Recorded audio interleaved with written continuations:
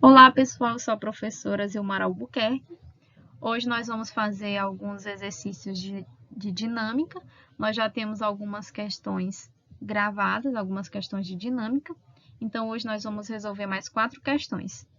Nas próximas aulas, nós vamos fazer mais algumas questões e também já tem umas aulas de conteúdo gravada. Então, vocês podem assistir primeiro as aulas de conteúdo para depois resolverem as questões. Então, vamos iniciar.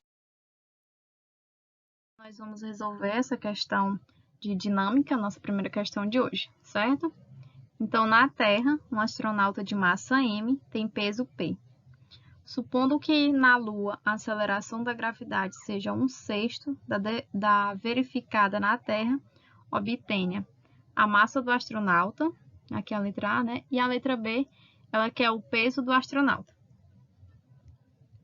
Então, aqui na letra A, nós temos que a massa de um corpo, ela vai ser a mesma independente do local, sendo a mesma em qualquer ponto do universo. Assim, na Lua, a massa do astronauta também será m. Ou seja, essa massa do astronauta ela vai ser constante e invariável em qualquer ponto do universo. Então, em qualquer ponto, essa massa vai ser a mesma. Ela não vai mudar, não vai variar.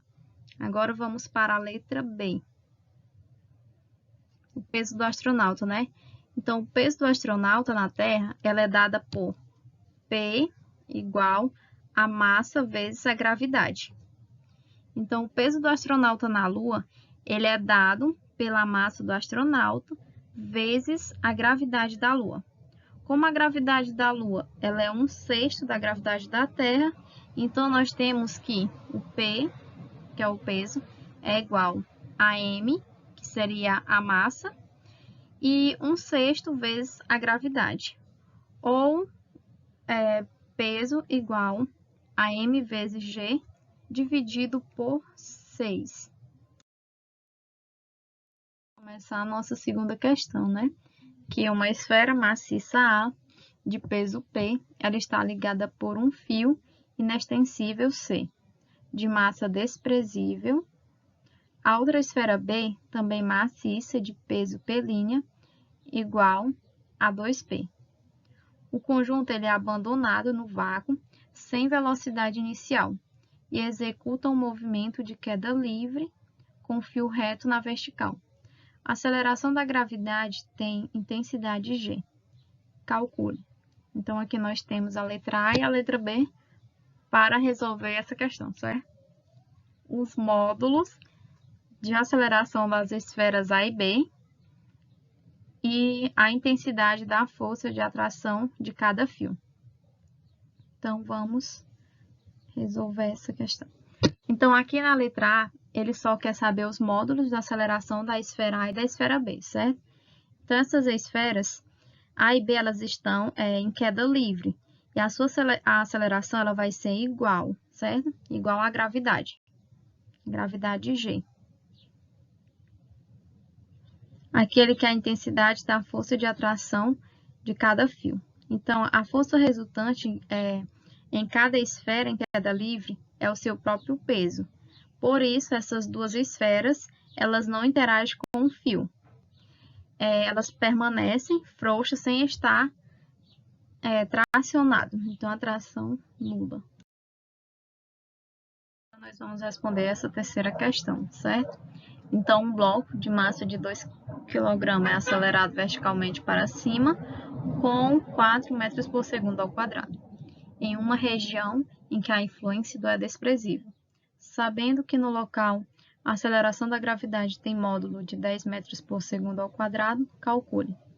Então, aqui a letra A, ele quer a intensidade do peso no bloco, e na letra B, que é a intensidade da força vertical ascendente que age sobre ele. Então, essa intensidade aqui no bloco vai ser a força peso, que ela é dada por massa pelo peso, que é igual a massa vezes a gravidade. Essa força ascendente é a que ela faz esse corpo acelerar para cima, certo? Então, aqui nós vamos substituir os valores aqui, né? Que o valor de P é igual a massa, que aqui a questão nos deu é 2 kg, vezes a gravidade, que a gravidade aqui é 10 metros por segundo ao quadrado.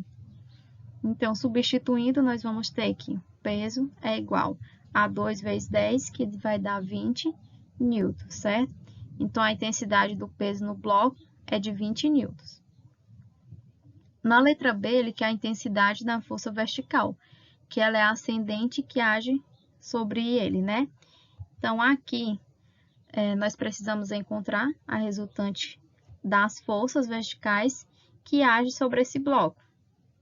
Então, as forças que agem sobre ele é o peso para baixo. Então, nós temos um peso para baixo nesse bloco e uma força ascendente para cima.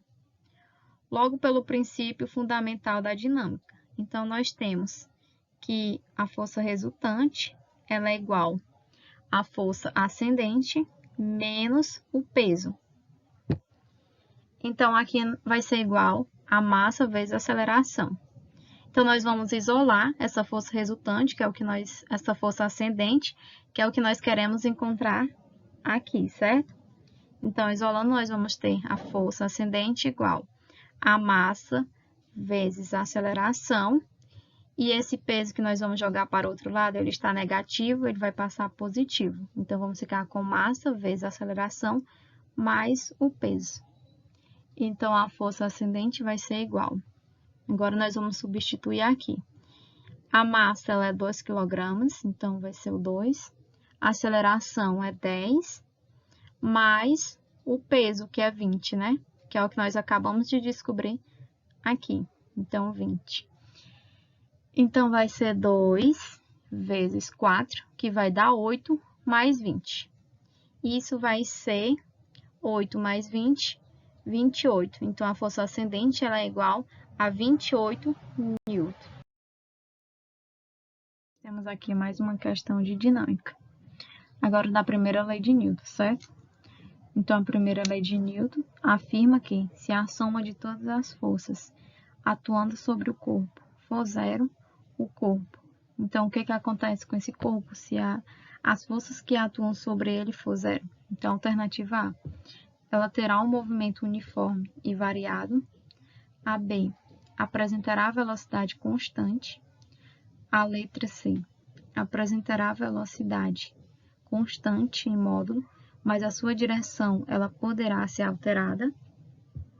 A letra D, ela será desacelerada. E a letra E, ela apresentará um movimento circular e uniforme. Então, vamos ver aqui um conceito da primeira lei de Newton, também conhecida como o princípio da inércia.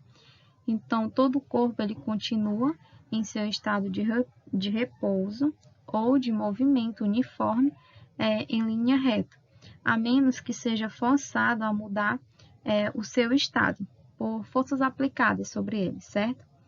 Então, essa primeira lei de Newton, essas resultantes das forças que atuam sobre esse corpo, ela é zero, certo? Então, ele pode permanecer em repouso ou em um movimento retilíneo e uniforme. Então, a letra A, ela terá um movimento uniformemente variado? Não, né? Porque aqui diz que ele permanece em um estado de repouso ou em movimento uniforme. A letra B, apresentará velocidade constante? Correto, porque ele permanecerá em esse repouso de movimento retilíneo uniforme, ou seja, ele terá essa velocidade constante. A letra C, ele apresentará velocidade constante em módulo, mas a sua direção poderá ser alterada. Está errada, porque essa direção ela vai ser retilínea, de forma retilínea, ou seja, ela não vai ser alterada. Será desacelerado? Não, porque também essa velocidade ela vai ser constante. E se ele começar a desacelerar, essa velocidade vai diminuir, né? Então, vai mudar. A letra E, ele apresentará um movimento circular uniforme? Também não é essa, porque ela é bem parecida com a letra C, né? Que ele fala que ele poderia alterar a sua direção, mas isso não ocorre, porque ele vai permanecer em seu estado retilíneo. Bom, pessoal, então essas foram as nossas questões de hoje, de dinâmica, e já tem outras questões que nós gravamos em aulas anteriores, também de dinâmica. Então, muito obrigado pela atenção e até a próxima aula.